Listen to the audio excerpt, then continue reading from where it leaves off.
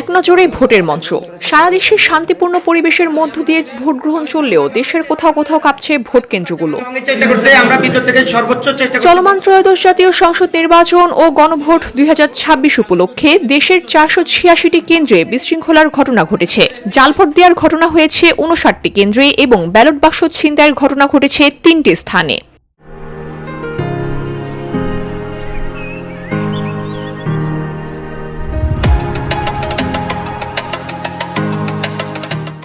বৃহস্পতিবার দুপুর 2টা পর্যন্ত স্বরাষ্ট্র মন্ত্রণালয়ের জরুরি সমন্বয় সেল থেকে এ তথ্য নিশ্চিত করা হয়েছে। সমন্বয় সেলের দেওয়া তথ্য অনুযায়ী দুপুর 2টা পর্যন্ত দেশের সব কেন্দ্রের মধ্যে পোলিং এজেন্টদেরকে বের করে দেওয়ার ঘটনা ঘটেছে 14টি স্থানে।